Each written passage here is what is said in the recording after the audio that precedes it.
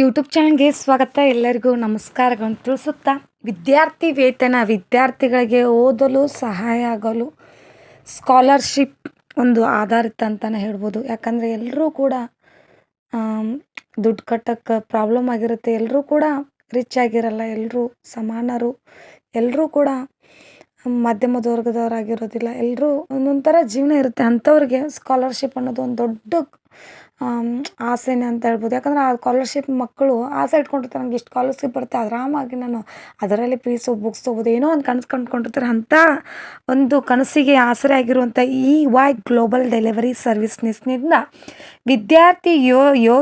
ವಿದ್ಯಾರ್ಥಿ ವೇತನ ಯೋಜನೆಯಲ್ಲಿ PUC ಸ್ಕಾಲರ್ಶಿಪ್ 2025-26ನೇ ಶೈಕ್ಷಣಿಕ ಸಾಲಿನಲ್ಲಿ ಸರ್ಕಾರಿ ಅಥವಾ ಖಾಸಗಿ ಶಾಲೆಯಲ್ಲಿ ದಾಖಲಾದ 11ನೇ ತರಗತಿ ವಿದ್ಯಾರ್ಥಿಗಳಿಗೆ ವಿದ್ಯಾರ್ಥಿ ವೇತನ ಒದಗಿಸಲು ಆನ್ಲೈನ್ ಮೂಲಕ ಅರ್ಜಿಯನ್ನು ಆಹ್ವಾನಿಸಲಾಗಿದೆ.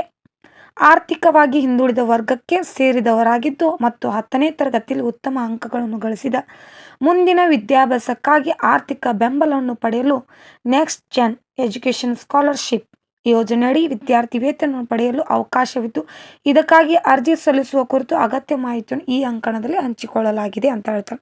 ನಾನು ನಿಮ್ಮ ಕೂಡ ಅದನ್ನು ಹೇಳ್ತೀನಿ, ಯಾವ ರೀತಿ ನೀವು ಅಪ್ಲೈ ಮಾಡ್ಬೋದು, ಯಾವ ರೀತಿ ಸ್ಟೆಪ್ ಮೇಲೆ ಸ್ಟೆಪ್ ಅಪ್ಲಿಕೇಶನ್ನ, ಅದಕ್ಕೆ ಏನೇನು ಅರ್ಜಿ ಸಲ್ಲಿಸಲು ಅವಶ್ಯಕ ದಾಖಲಾತಿಗಳು ಯಾವುವು ಅನ್ನೋದನ್ನು ನಿಮ್ಗೆ ಸಂಪೂರ್ಣ ಮಾಹಿತಿ ಜೊತೆ ನಾನು ಹೇಳ್ತೀನಿ.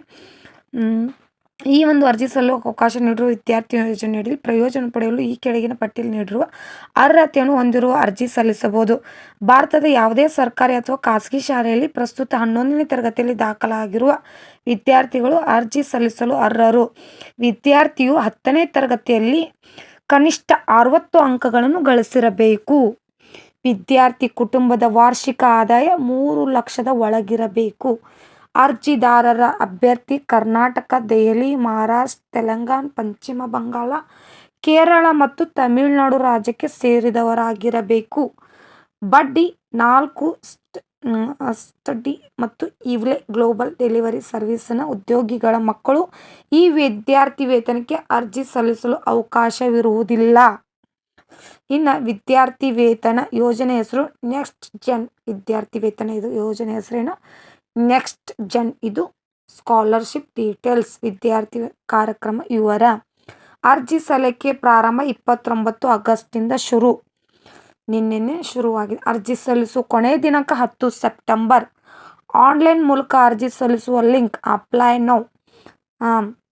ಇನ್ನು ಯಾವ ರೀತಿ ಅದಕ್ಕೆ ವಿದ್ಯಾರ್ಥಿಗಳ ನಿಮ್ಮ ಒಂದು ದಾಖಲಾತಿಗಳು ಆನ್ಲೈನ್ ಮೂಲಕ ಅರ್ಜಿಯನ್ನು ಸಲ್ಲಿಸಲು ಯಾವ ರೀತಿ ದಾಖಲಾತಿಗಳು ಬೇಕು ಅನ್ನೋದನ್ನು ನಾನು ನಿಮಗೂ ಕೂಡ ಆನ್ಲೈನ್ ಅಪ್ಲಿಕೇಶನ್ ಲಿಂಕ್ ಹಂತವಾಗಿ ಇದನ್ನು ತೋರಿಸ್ತೀವಿ.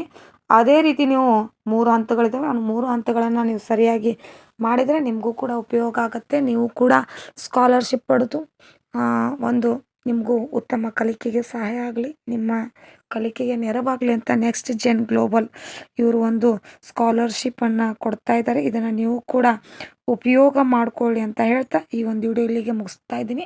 ಈ ವಿಡಿಯೋ ಇಷ್ಟವಾದಲ್ಲಿ ಪ್ಲೀಸ್ ನಮ್ಮ ಚಾನಲ್ನ ಸಬ್ಸ್ಕ್ರೈಬ್ ಮಾಡಿ. ಆಗಲೇ ವಿದ್ಯಾರ್ಥಿಗಳು ನಿಮಗೂ ಕೂಡ ಆನ್ಲೈನ್ ಅಪ್ಲಿಕೇಶನ್ ಈ ರೀತಿ ಸ್ಕಾಲರ್ಶಿಪ್ ಇದ್ದಲ್ಲಿ ಯಾವುದೇ ರೀತಿ ಒಂದು ನಿಮಗೆ ಒಳ್ಳೆಯ ಆಗೋ ರೀತಿ ಅಂತ ಇರುವಂಥ ವಿಡಿಯೋಗಳನ್ನ ಮಾಡ್ತಾ ಇರ್ತೀವಿ.